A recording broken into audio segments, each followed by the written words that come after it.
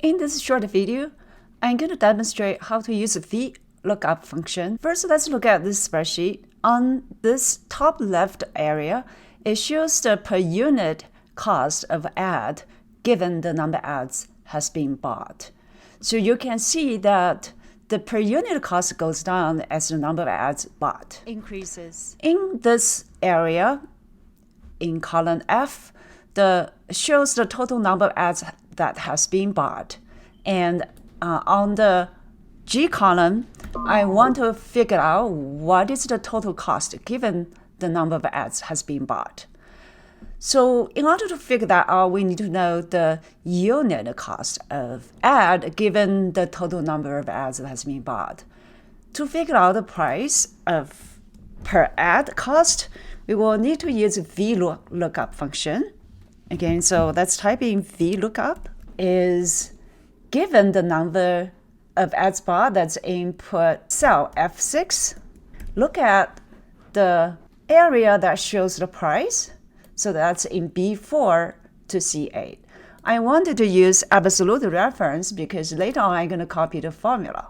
So I'm going to put $sign and then return the price, which is in second column of this data range. So I'm going to put 2. This is the per unit price given the company has bought 22 ads.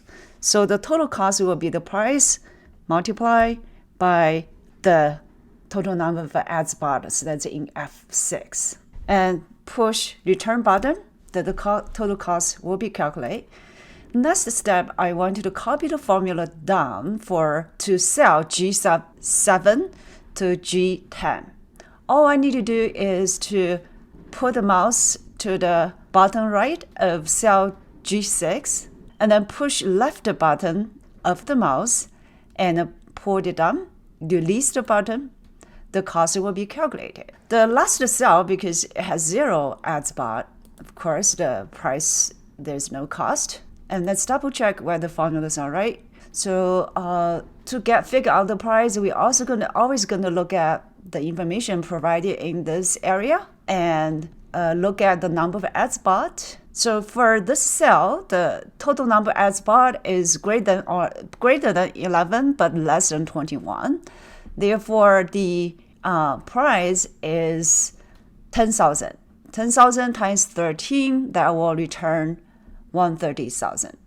That's it. If you like the video, please thumbs up or subscribe. Thanks for watching.